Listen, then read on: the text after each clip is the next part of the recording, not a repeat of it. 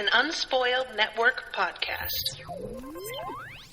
This is Spoil Me, covering The Magician's Apprentice, chapters 15, 16, 17, and 18. In these chapters, it's kind of funny and yet really, really not that poor Tessia has no idea why they're on this trip, no idea of the danger to the people in her village, no idea that everybody who is in the know is already concerned about the danger. And before she even starts to wrap her head around the fact that this threat might be a possibility, her family is already dead. I mean, is that better or worse? I can't decide. Welcome to Spoil Me.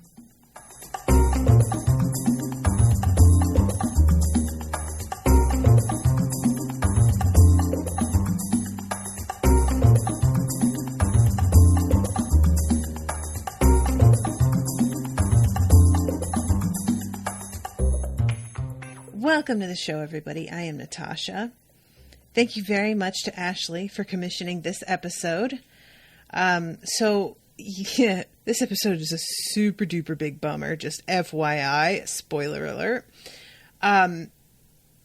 This is one of those questions that is like kind of unanswerable. It's depends on who you are as a person, right? If there is something terrible that is going to happen, would you rather know and be able to mentally prepare yourself, even if there is nothing you can do to change it? That's the key. Knowing ahead doesn't mean that you can change what happens. Knowing ahead simply means that you yourself will be mentally prepared. Or would you rather not know so that you do not have the dread hanging over you or the worry, and are instead blindsided by the bad news coming from out of nowhere? This is one of those things that when you first hear it, it seems like a no-brainer. Of course, I would want to not know, because I don't want to have a good time that might directly precede whatever's happening to be ruined by the knowledge that this is about to end. But then you think about, if any of you have experienced something that was really upsetting, getting some news, it's really difficult to remember if it was something particularly awful. Like, for example, me getting news that my father died. It's really difficult to remember what you were doing before that anyway.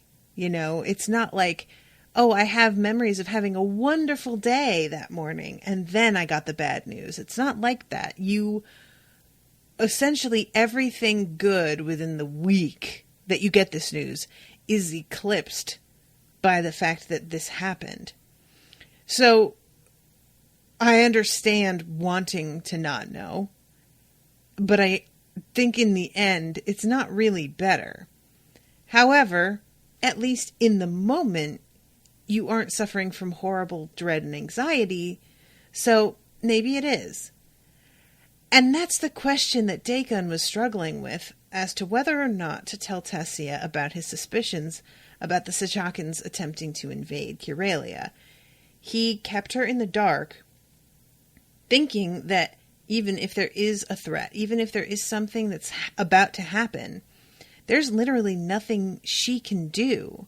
So I may as well not tell her about this, because all we have to go on are suspicions. So what's the point in getting her worked up, ruining her time, meeting new people, making her preoccupied with something she has no control over, when I could keep this to myself? She could continue to enjoy herself, and if something terrible happens, then it happens. But at least in the meantime, she has been able to have a good time, right? So that's kind of, I think, the best that he could do. I have to say, I don't disagree with his decision on this. And I really do feel bad. I feel bad that she is, I guess, feeling sort of, I wouldn't even say that she's feeling betrayed, because she seems to understand why he made this decision also. It's not like she's blaming him. But I'm sure it feels a little bit insulting, just a little, to be seen as of so little consequence that he didn't want to tell you about it when he was okay with telling Jayan about it. You know, like, Jayan can't do anything either. But I suppose Jayan doesn't really have a horse in the race because his family doesn't live in the village. So probably Dakin just figured Jayan wouldn't be consumed by worry because he's not out here with family that he has to worry about. He would be consumed with worry in a whole other way, right? It would be like a sort of a hypothetical danger to the concept of the village. It wouldn't be the sort of gut-wrenching anxiety that you get when it's somebody that you care about personally, family, that is in danger. So, you know, what I'm saying is, I don't feel like Dakin was being stupid or a dickhead. I feel like he did the best that he knew how to do. And it's gonna be like, this is just a terrible situation. I just feel so bad that she only barely gets information on what happened, or on what's potentially going to happen, before getting the news that they died. Like, it is just so heartbreaking to me. This is like, I think I am not alone in saying, this is a lot of our deepest fear, right? Is losing people that we did not get to say goodbye to in the way that we would have if we had known. My father died really unexpectedly of a heart attack in his sleep in the middle of the night.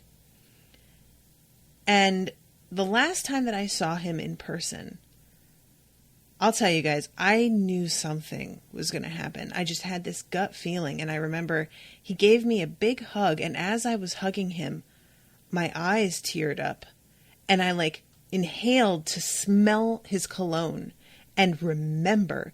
It was like this intense feeling of, hold on to this. And at the time, I was very startled by the intensity of the feeling, and I thought what I was reacting to was the knowledge that my father was getting older and that I was moving away and we were going to have a hard time seeing one another, and who knew what could happen.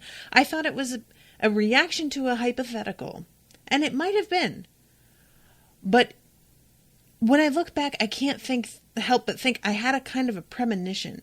Something in me knew that he wasn't okay and that he might not make it until the next time I was meant to see him. And in some ways, I'm really grateful that I had that moment, because I did hold on. You know, I remember hugging him and what he felt like and saying goodbye. And I have that. And the idea of saying a casual goodbye to somebody that you really love and you fully expect to see in an hour, and then finding out something happened. I don't feel like there's much worse than that, other than they disappear and you never know what happened. That's worse, of course. Never having that kind of closure. But, oh my God, I just feel so bad for Tessia. And the fact that she feels like she has to be strong in front of these guys and not even cry. Bitch, this is your whole family. They would not blame you. You don't have to collapse into sobs and hysterics But you can fucking cry, girl. Go ahead. You know? Like... Ugh, tissue time. Hi. Oh, you guys, I'm getting married next November, and I'm so worried about my makeup, but because I cry so easy these days, I'm going to be a disaster. Lord of mercy. So anyway, this is a huge bummer, and I'm sad. And I feel really bad for Tessia because she just got so completely blindsided. I mean, this is just the kind of shock combined with the profound exhaustion of their traveling. And it's hard for me because I'm going to have to go back to the beginning of these chapters before any of this is found out and talk about everything she does before this. And I frankly don't even want to talk about it because, like, what's the point? You know? It makes me sad that there's, like, again, this stuff that it should have been fun for her. It should have been a really important moment for her. That she made connections, that she got along with people who were nobility, that she went and saw a dissection, which I swear to God, I cannot, y'all. Lord, have mercy on my soul. But no. Oh, y'all. I know that this was what Tessia wanted. She was very excited and interested. This bitch had to put a sheet over her dress because she was in the front row and there's occasionally some splatter. You know what? I'm about to end this podcast right here because I can't. I don't have the strongest stomach for gross stuff at the best of times. And the whole idea of this is so foul and so primitive and so, it's, you know, I am somebody who the concept of changing a baby's diaper makes me feel literally nauseous. Like this is a big part of why I don't want to have children, is I will hear what women are doing in, like, taking care of their kids, and I genuinely feel sick. Like, there's a thing that I found out about the other day that I'm not even going to say out loud because I feel, like, grossed out just thinking, and so the idea of this sort of thing, bringing out a corpse, being excited. The way this is written is so wonderful because the author makes sure to have this tone to everything that that's sort of, you know, one of the healers is talking to her and then he looks over her shoulder and he's like, oh, there's our corpse. And he's like really excited and brightens up considerably. And I really enjoy the fact that this author made sure to not make it seem at all like this is something that's strange. She made sure to be like, we need people like this. They are all in this community understanding why each other is very excited about this. We aren't going to judge them. We are all going to kind of just be amused at the fact that they can, like, sort of bond over not being squeamish and being flat out excited at the idea of slicing open a dead body, slicing it open, peeling it apart, and looking inside. We've got a big stone table that we put the body on with grooves cut in it to carry off fluids. Y'all, I am so glad that there are people out there who like to do this stuff because it's like necessary to our health. I appreciate that they have a hugely important job in the world. And I also will never understand it in the slightest at all. It's not even just this aspect of it, of examining the human body and not being disgusted by it. It's also being willing to do things to people that hurt for their eventual good. Being able to see the big picture about the fact that, yes, this may be painful right now, but I know it will lead to greater health later on. I worked on a goat farm for a while, and I was supposed to administer their shots. And it was really hard to do. First of all, goat skin is thick as fuck. So trying to like get the needle in, you have to slam that needle into their skin. It's not like when a nurse like comes up to you and grabs a pinch and just slides it in. You can't fucking do that with a goat. And I felt so bad because I had to try a few times to get the needle through. And the guy who owned the farm was like, it's fine. To them, it feels like a bug bite. Try again. And I was like, okay. But they would jump and I would just be like, oh, I'm so sorry. I'm so sorry. I'm so sorry. Oh my God. Oh my God. Oh my God. And when you're an actual doctor setting bones, especially this era, people aren't passed out on some sort of like drug that you can just do whatever. They have that, I guess, in this era in our world. But I don't feel like do they have like laudanum or opiates or anything of that kind in this universe where they could just like knock you out? Because you're setting the broken bone of somebody's leg and they are squirming and screaming under you. That's fucking tough, man. You know, I just do not know how people do it. And I know that there is like a kind of there are certain careers out there that tend to attract people with more sociopathic tendencies. And one of them is like the medical field, surgeons and doctors. There's also people who are in law enforcement. And then there was another one that I remember, but they tend to attract people who are a little bit power hungry or who are like curious at the expense of human suffering, pretty much.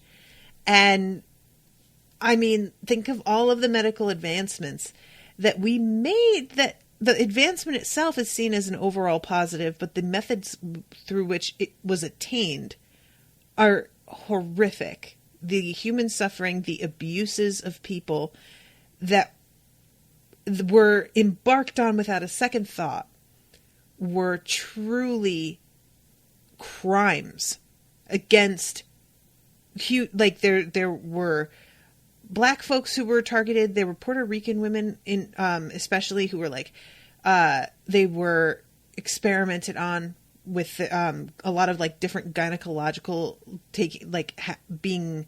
having their uteruses and their ovaries removed. There's the Tuskegee experiment. Is that how you say that word? Tuskegee. There's all kinds of things that we have figured out by just turning a blind eye to the fact that this is a human being in front of us that we're doing this to. And it's such a shame because we do benefit in the end from this information. It's not like the people who are choosing to do these horrific things are not actually succeeding in their goal to create something helpful to the world in the end. But is it worth what was done to these people? I really can't help but think that maybe we should just go ahead and suffer and not fucking hurt people, especially against their will, you know, like people who don't know what's being done to them, because that's frequently the case also. People are being lied to about what they're participating in and they don't know until it's too late. Martin's saying, case in point, something around 90% of our current knowledge of hypothermia is thanks to the Nazis. Ooh. Yeah. See, there you go. It's just really one of those, I have such a combination of contempt and respect for medical professionals. It's weird. And I really like that Tessia is clearly wanting to help. But any time that we have this moment of her being like giddy and excited about seeing a body cut open, I have to step back and be like, ooh, Tessia, like, look, girl, I like you, but you kind of scare me just a tiny bit. I'm not going to lie. All right. So I said that I was going to step back, and I'm talking about that, but I really jumped over what happens with Jayan, because Jayan is not exactly on great terms with his family. His father especially, he calls his mother, but he calls his father by his first name, even in his head. And I'm going to try and say, I think it's Kyralian. This guy he's a tough one. Man, oh man. I have met people like this, and thankfully have not had to deal with them in any capacity that was like continuous or frequent. But I really like the fact that as we're in Jayan's head dealing with this guy, we see how much Jayan knows how to handle this dude. This isn't the head of somebody who is stuck in like a petty rebellion. I feel like it's the sort of thing that shows some maturity, because it's really easy when you go back home, if you've been away for a while, you can really feel like, oh, I've grown, I've changed so much, I'm not going to, I'm going to come back and visit on my own terms, and I'm going to project this sort of impression of who I am, and they will see that I've grown and respect that. And the thing is, when you are old enough that you really are starting to discover who you are and come into yourself, but you're young enough that you were living with your family up until not long ago, they don't really see what you view as your new self as real. They see it as you trying on a personality when they really know what you're like, actually. And you're just kind of trying to like pose, you're posturing as if you are like this, this, and this, when they know you're really like this, this, and this. And you can walk into that house fully confident that you are like what you think, that you know yourself, that you have changed and grown. But there is something about being around family and being in an environment that holds a lot of memories and potentially triggers for you that can eat away at your confidence in that and make you feel like, am I like this? Or am I just faking it? Am I just lying to myself about it? It's one of those things that is so difficult because we all sort of, I think, are under this impression that if we've truly changed, then it will take no effort for us to continue to be the way that we want to be. And when we walk into our past, essentially, and feel ourselves regressing into behaviors that we do not like or want, but seem unable to resist falling into again, we feel like, okay, so I guess all of that was nothing, and this is truly me, because look how easily I'm just turning back into this old version of myself.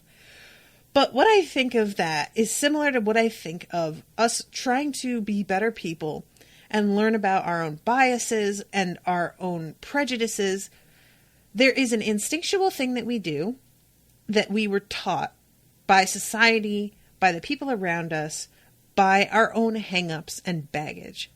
And then there is the thing that we try and self-correct to do. And the self-correction is who we really are. The first one is what we were taught. And we can't help that to a degree. Those reactions, those are out of our control because they happen so quickly and they are on a level that is subconscious. We cannot help that. What we can help is how we decide to react to those. So if you are starting to fall into a behavior at home and you need to put in an effort to pull yourself out of doing that, don't think that the thing you fell into is who you really are. It's simply an instinctual reaction that you have, like, you are growing out of, and it's difficult. It's going to be challenging. But having to put in an effort to be better does not mean that it's not real. It means that you are willing to put in an effort, and that is a good thing. And not immediately giving up on that effort simply because somebody else has decided that they're going to judge you for it. That takes real character.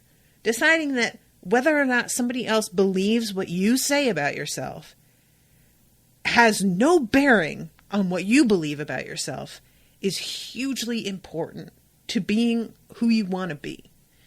And it is really difficult. I'm not trying to make it sound easy, because especially when there are parents that you like wanted to impress, you know, people who you want their approval. You can't help it. You want them to like you. You want them to approve of what you're doing.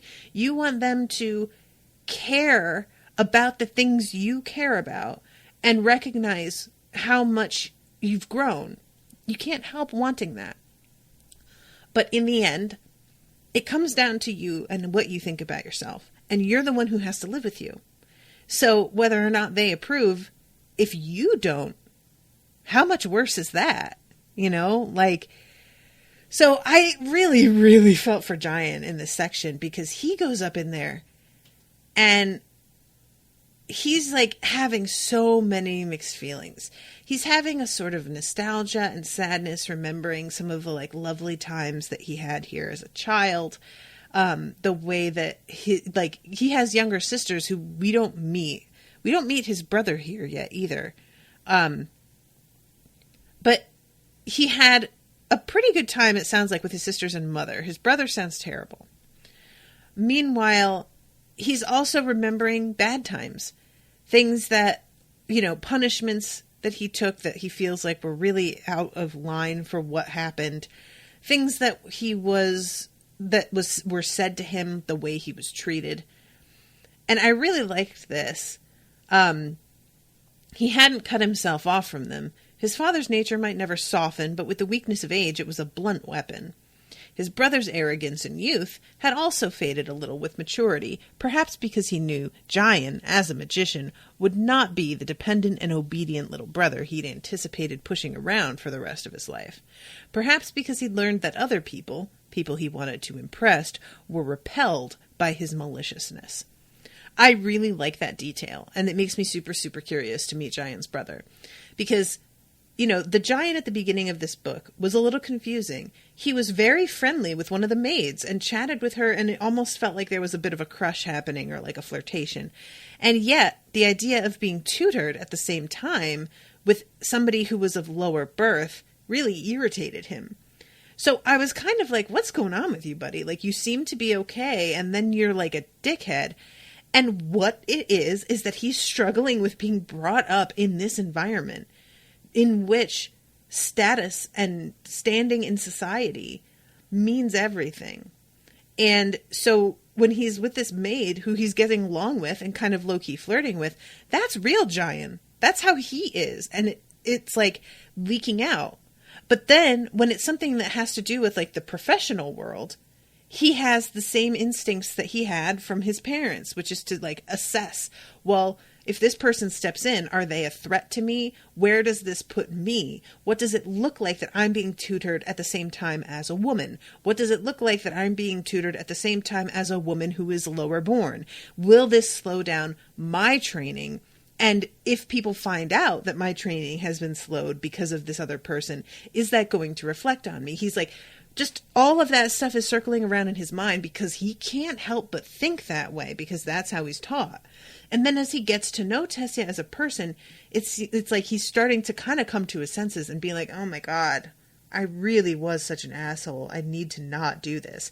He's trying, you know, it's just, habits are hard to break, man. They are. And it's ugly when you start to see your patterns. And when, especially, somebody else sees your pattern before you, and now you have to deal with somebody else out there in the world who knows all about your shit, and you are only just catching up. And that's kind of where he's at. Tessia read him. The minute she saw it, she was like, okay, so you're a fucking snob. I guess I'm just going to sit back and not try and mix with you too much. And he at the time was just like, well, whatever, yada, yada, yada. And then he started to realize what his problem was. And it was a little too late. Like, she's already, the ship has sailed, buddy. And she's kind of like, all right. I mean, you can try and act nice to me, but I'm just going to be suspicious now. I'm not going to assume that you're like trying to do good. I'm going to assume you are up to something and want something. So yeah, having somebody else be able to like see your shit before you see your shit and see yourself through their eyes. If you haven't been acting right, that is an awful, awful revelation. I had that a little bit after my divorce. Like, I maintain that we did need to divorce, and we both knew it, and we had both agreed on it before everything really kind of blew up in our faces. We had agreed that we were going to divorce. But I look back at some of the choices I made and the way that I behaved. And there were times where I felt I was totally justified. And I look now and I'm like, no, I was just being insanely selfish. And at the same time, so was he. And I've realized more now how much of his behavior was really, really awful that I didn't quite understand at the time. So I suspect he has gone through the same thing a little bit and looks back at some, you know, shit that he pulled and is like, ooh, yikes, that doesn't look good. But, you know, I enjoy that this author is focusing on this with these characters and just like where they come from, what their instincts are, what their biases are, and the way that they each cope with them so differently. So Jayan is in a peculiar position too, because his biases are, this is not like just deeply personal bias. This is bias based on culture that is 100% supported by those in power and those of the same social circle that he moves in. And any of us who have struggled to overcome the kinds of biases that are supported by society, we know how much harder this is, right? Like, when everyone else still believes a thing that you have started to not believe anymore, and you are out there all alone believing a totally different thing now, but they're still thinking the thing that they thought, you feel completely isolated. And Jayan is really having a hard time with knowing that the assessments that his father is making have led to a lot of his father's success. And realizing that, like, it might low-key be more prudent to his future to listen to his dad. But he can't in good conscience do that because he doesn't agree anymore. And I really would love to know exactly when it was that Jayan realized he wasn't going to try and take his dad's advice anymore. Because he's obviously coming to this meetup with his father already knowing that he's going to have to endure some shit. This isn't him going in there being like, well, let's see what father has to say, with an interested air that means that he's like open to whatever his father tells him.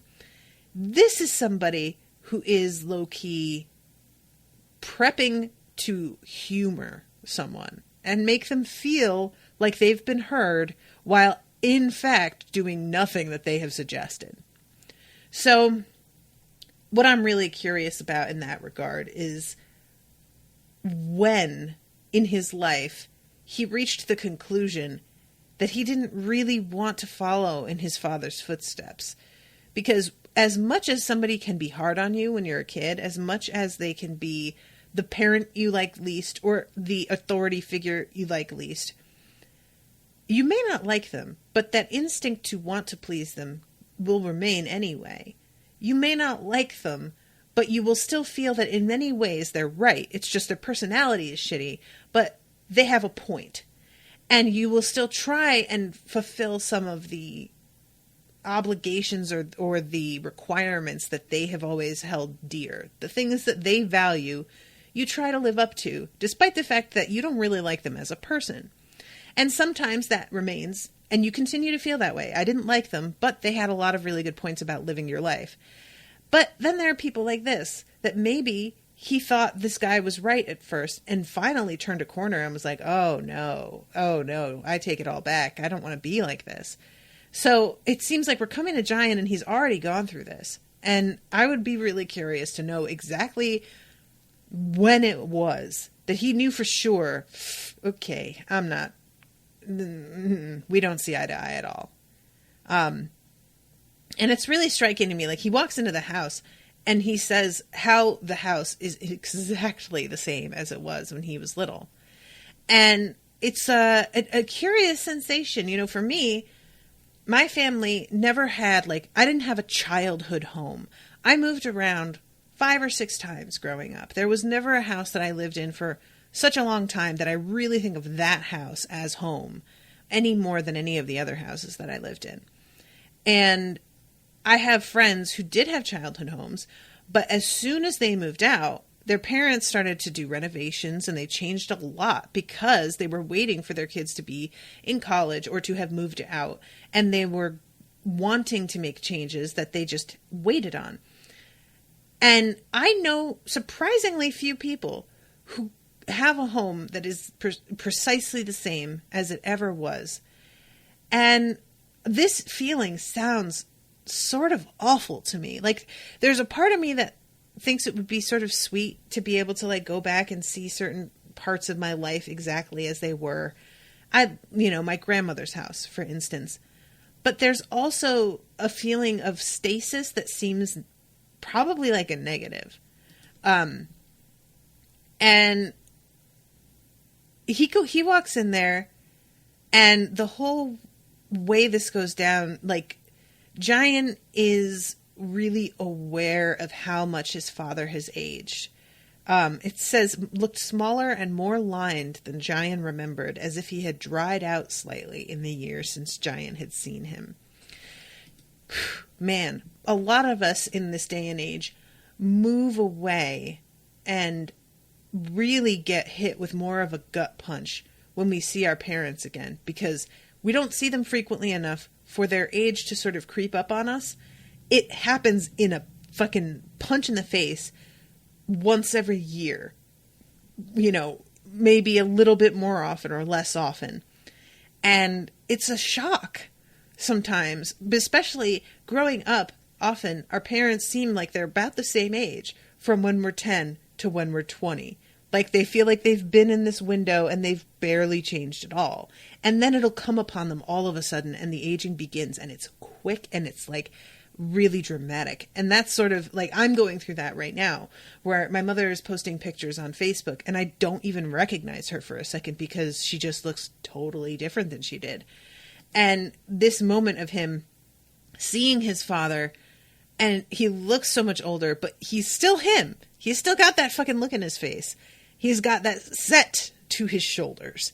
There is nothing about his personality that has gotten any weaker or more malleable, pliant. But the age is the thing. I relate to this a lot. And he says, Jayan met that gaze, smiled politely, and waited for his father to speak. You always waited for Lord Kyralian to speak. It was a right he insisted on. Welcome back, Apprentice Jayan, Kyralian said.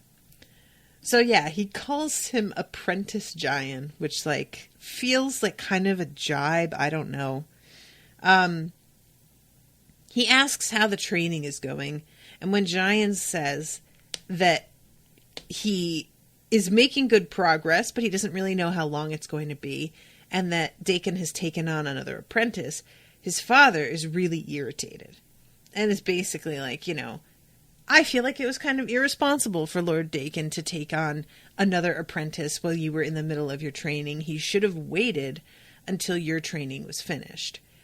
And Jayan has to be like, what he does is actually somewhat clever.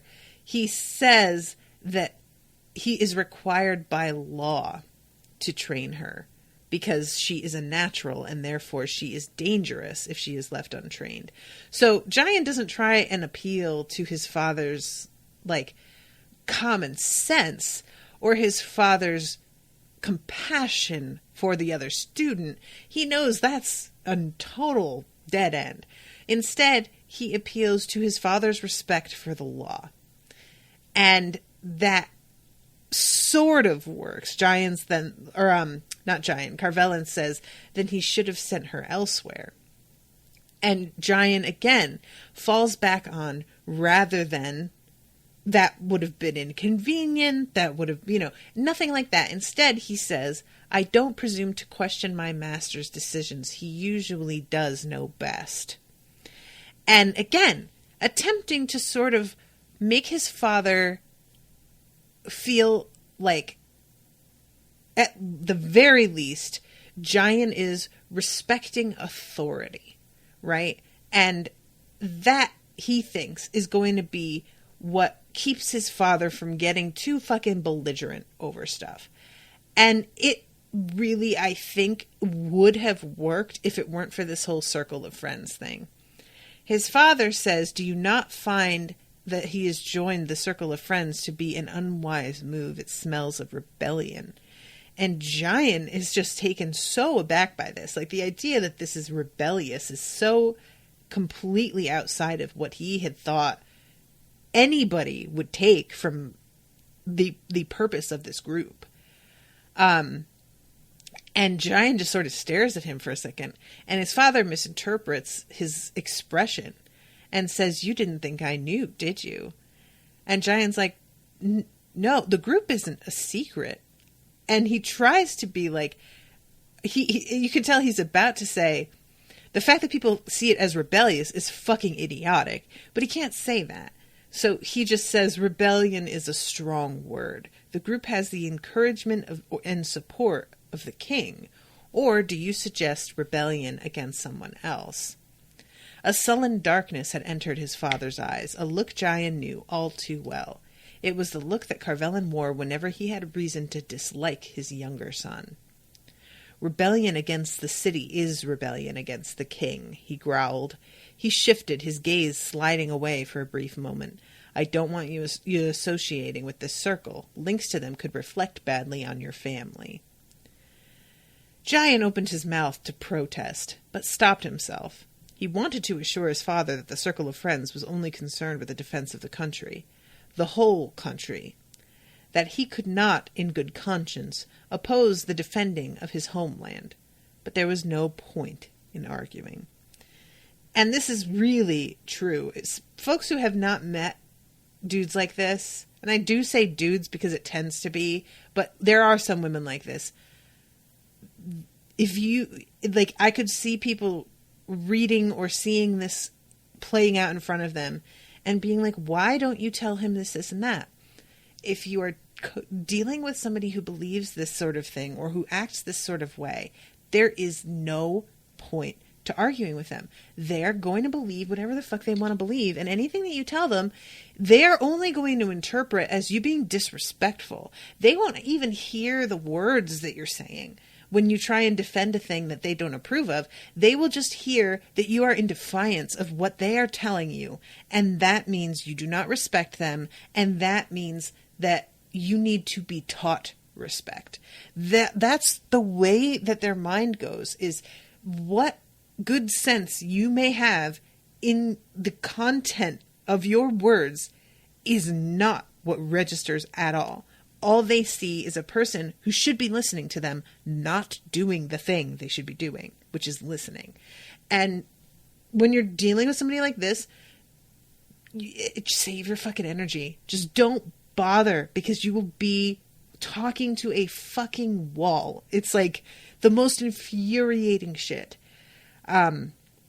So he tries to tell him basically, look, if Dakin's part of this, I don't get a say. I don't get to just not associate. I have to be with him when he chooses to do certain things.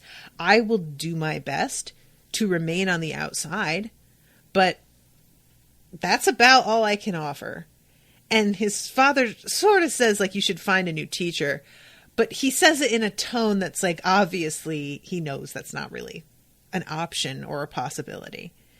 And then his father says, finish your training. Don't let that girl take all of Lord Dakin's attention. She has no good reputation or alliances to lose. And Jayan doesn't respond, lets it sit, and they sit in silence until he's able to change the subject and have it not be rude. And he's sitting there thinking about Tessia. And he says, no reputation to lose, no annoying family obligations to shake off, more like it. And alliances? From the way she and Avaria were talking last night after their party, I suspect she's doing a very good job of making friends here. With some particularly powerful women of the city, too. And he'd been worried about her being accepted. And I really like this. So first of all, he's like, oh, no annoying family obligations to shake off. And it's really easy to fall into this, like, when your family is infuriating. And I can't help but wonder, now that her family has died, if he's going to have a feeling to himself of, like, maybe I should try harder to get along with them or appreciate them more. That can happen. Like, if you are friends with somebody who loses a parent, it tempts you to try harder to repair rifts between you and your own parents sometimes. Because you feel like maybe I should capitalize on the fact that they are still around to sort of heal things and be better. And that can go a couple different ways. It can either sort of work because your fear of losing them softens your temper and makes you less volatile and reactive to the way they behave. Or your parent doesn't really understand the sudden motivation if you haven't been talking much, and they are not receptive to it because they think that you're after something, or they just, have no interest in revising things that they've said to you or changing their attitude about choices you've made in your life. And you wind up realizing why the rift is there, that you would love to be able to heal it, but takes two to do that, and they're not interested. So I don't know, again, we don't see Jayan's mother. I don't know if she has passed away. I don't feel like he mentioned that. But I wonder if there is... I mean, his father just seems like he is who he is. This does not strike me... He does not strike me as a guy who's interested in changing the way he behaves. He's very proud of Jayan's older brother, whose name is Velen, which is so close to villain that I can't help but crack up. Conquests and trade, and of women who might be acceptable marriage prospects.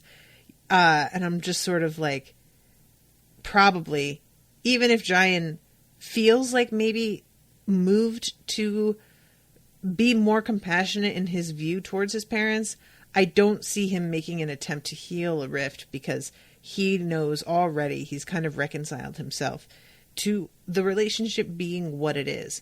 And you can have regret and wish it was better, and know at the same time that you're doing your best and you can just leave it at that. And that's as much as you can do. So yeah, and I love him realizing too that he had been concerned about Tessia fitting in, and that she's like doing better than he is, actually. She has enough education that she speaks well and doesn't feel like a total outsider to these women. She's interested in healing, which makes her interesting because that's not something that you often see in women. And so that gives her a sort of an edge of interest and entertainment value almost. And he's like kind of surprised by the fact that he didn't consider any of this stuff. He can see it sort of clearly in retrospect. But coming into the city, he really wasn't considering those things. We have more in common than I thought, he mused wryly. He liked the idea that if either of them ever fell from grace, the other might be there to offer support. It's always easier to become friends with someone you have something in common with. I just hope it doesn't take some socially disastrous fall before she'll consider the possibility I might be a friend. And I just want to say, Jayan, maybe you should just talk to her. Like, buddy, I know that you feel like she isn't going to want to hear from you. And it depends on how you approach it. But I think that she could be receptive if you just made it clear you knew, or you know, that you were being a huge asshole and that you feel bad about it, you know? So meanwhile, Tessia is at the healer's building, and she goes to this dissection, and there is the woman who is bringing her there is named Kendaria, and Kendaria is going to introduce Tessia to Healer Oren. But Healer Oren is kind of a dickhead, and obviously does not want to say hello to these two. I suspect it's a combination of them being less important than him, and especially being women. And Kendaria has to sort of wait for him to finally address her. He and this other man are having this conversation that he's clearly using as an excuse to not greet her. And Kendaria stands there and just stares at him until finally their conversation peters out. And Tessia is watching this, because she's not familiar with these social games, in fascination, because at first she isn't positive that this is a purposeful slight. And then she realizes it is. But then she realizes that Kendaria has done this many times before. She knows. And finally, the dude turns to her and allows her to introduce Tessia. And when Tessia shares who her grandfather was, these two guys both are like, oh, snap. Because her grandfather, remember, is the one that was like, the stars don't have anything to do with healing, knock it off. And that was a big coup, him managing to convince people that this whole thing that y'all have been subscribing to is absolute nonsense, is a pretty, important revelation. And this warms this man, Oren, to her quite a bit. And she winds up getting put in the front row with Kendaria. And Kendaria says something to Tessia about how, oh yeah, I think that he must like you. And says again, if you ever want to see another dissection, let me know. Which I think means, well, we got put in the first row. Apparently, you being my friend is a pretty big advantage. So, and it's really sad because this chapter ends with her thinking to herself, Father would have loved this. What will he say when he hears I was here? And he won't believe that grandfather is remembered with gratitude. Will there be anything I can tell him that will be useful to him? I had better pay close attention. And of course we know that there's nothing she's going to be able to tell him. And there's something just so bittersweet about that. So we have a chapter from Hanara's point of view. There's not a lot to this. It's a lot of back and forth of him trying to decide what to do. Because I had said last episode that the signal that Takado is sending, I was like, how does Takado know this dude is going to be outside at this exact time and see this? Well, he doesn't. So he just makes this signal continuously for 2 days. And meanwhile, Hanara is just agonizing over whether he should go or whether he should stay. Should he tell somebody? Should he warn anybody? What should he do? And it's honestly, this chapter was pretty tedious. There's just a lot of vacillation. And eventually, other people who work in the stables and at the house notice this signal. And they summon him outside finally. And one of them asks him, do you know what this is? And he tells them, I don't know. Is it not normal? And Karen's the name of the servant master. He's like, no, it is not normal. And he says that somebody should take a look. And there are these two young stable hands who look at each other and they're just both not it. And eventually they send somebody out and the horse comes back riderless. And he just thinks that the guy probably fell off the horse and sends somebody else out on the same horse. Meanwhile, Hanara is standing there yeah, that guy's dead. And the dude that you just sent is about to be dead.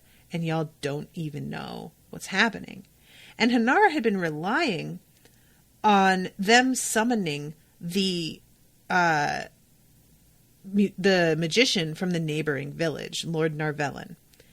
He figured, like, if there's any trouble, they'll probably go and find that guy, and we'll have somebody to defend us. But when he hears them sending somebody on horseback, he realizes that it's supposed to be way further away than what he thought. The other magicians, almost a full day of riding, which changes everything to him. Like, he's just like, motherfucker, because I didn't know that, but I bet Takado knows that. So he is aware that this place is completely defenseless right now.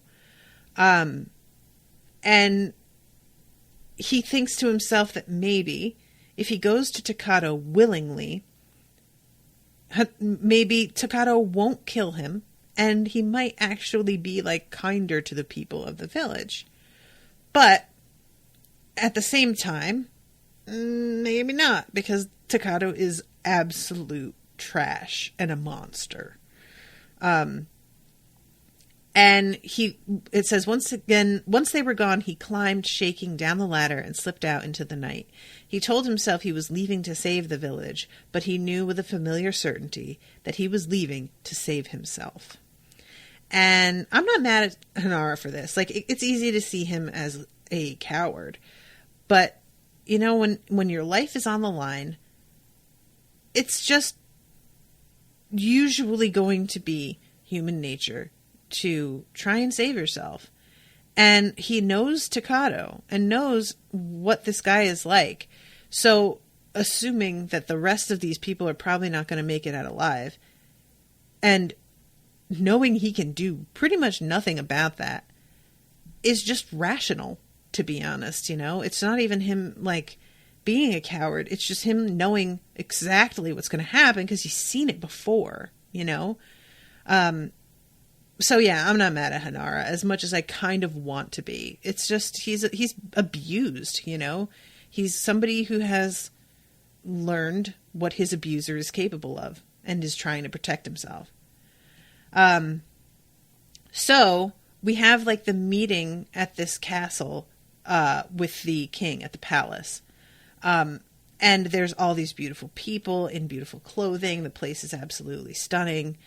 And she meets Eric, the king, and he just sort of blurts out how nervous everybody else is about the idea of living at the border, and doesn't she have any misgivings about living where she does? And she, of course, is just like, what? Should I be worried? Wait, why are you guys saying this? And I love that the king, like, just like, oh, fuck. I just said it. I just blurted it out. Jesus Christ. No, nothing to worry about. Your people are totally safe. It's fine. So I really like the fact that the king talks to Dakin later and is like, look, Loki, I made a promise that her family was safe, so it would be great if you could make sure I'm not a fucking liar and make that happen. I'd appreciate it. And it's a shame because, like, once they talk and they've, like, sort of come to an understanding about how the king has to manage the two factions of people. There's the circle of friends who is worried about this, and then there are all of the other nobles who think that the circle of friends is, like, trying to amass power to overthrow the king. They don't really believe that it's about protecting everybody. And he's like, I can't be seen to support one over the other, or once it's time for everybody to unify, they won't do it. There'll be too much animosity. So I have to be really careful about who I talk to and what I say, because I need everyone, when it comes down to the wire, to be on the same page and have a unified front against this enemy. And Dakin is in the middle of appreciating this and being like, yes, this all makes sense, and I'm going to have to go and like defend my people, when they get interrupted by a mental message from Navarro. Is that the name of that? I forgot his name already, but it's the neighboring magician that lived a day away that Hanara was like waiting for. And this guy has clearly gotten to their village and they have been attacked. And it turns out at this time, this mental communication is illegal, which is not true in the book set in the future. This is something that is done frequently. However, during the war, once things start to get really hairy, they do have sort of a moratorium on this mental communication because it can be so easily intercepted. It's not like you can really direct it to just one person very easily. You can, but these are people who are tending towards a big group text, basically. And you can reveal too much information. So this guy gets in touch with all of these magicians at the same time, telling them all, we've been attacked, this and this is happening. And he's just trying to give them information, but he doesn't realize that he's also revealing to everybody that he is the only magician in the village, that he is pretty much unprotected, it's just him, that Sachakan has dealt quite a blow and there are very few survivors, which is going to be a serious morale killer to the people of Kyralia and also going to motivate others to maybe ally themselves with the Sachakans because they realize that that's the winning side right now. There is a lot about this very brief, simple message that could kind of fuck shit up. And so the king has to interrupt and be like, nope, and cuts it off. But he sends back Dakin immediately.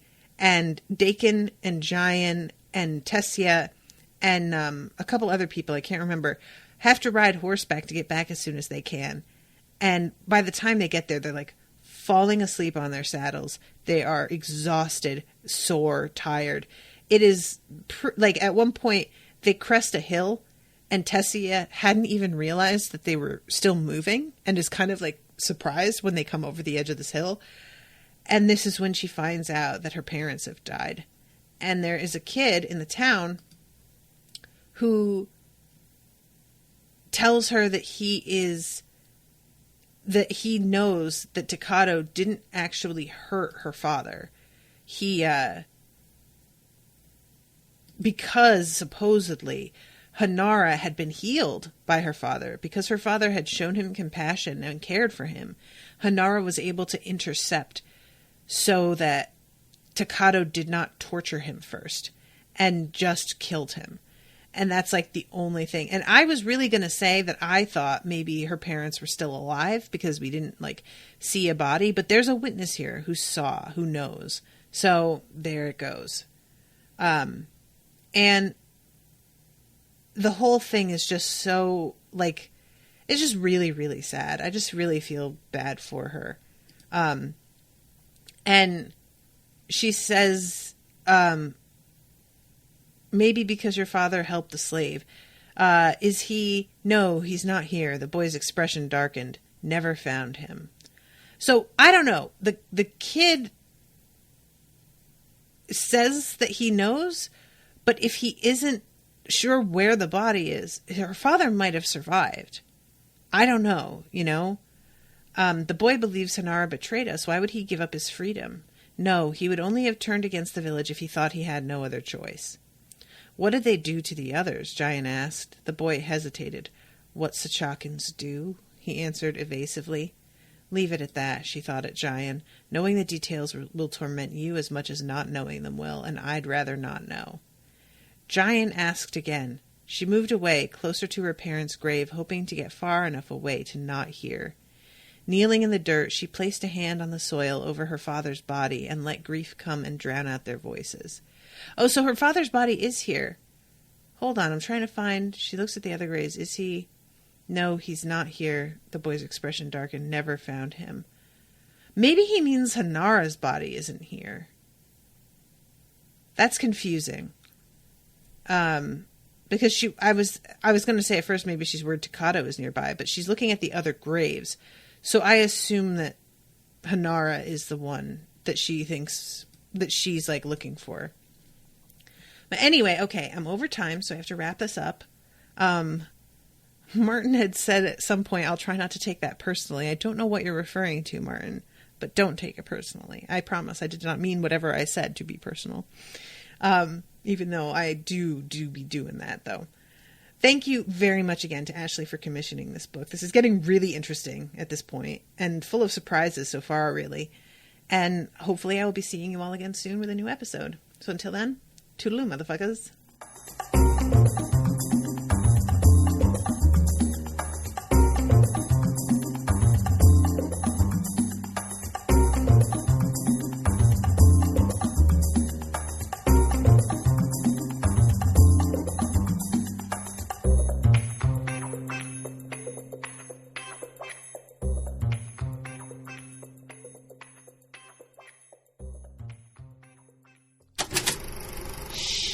That was an Unspoiled Network podcast.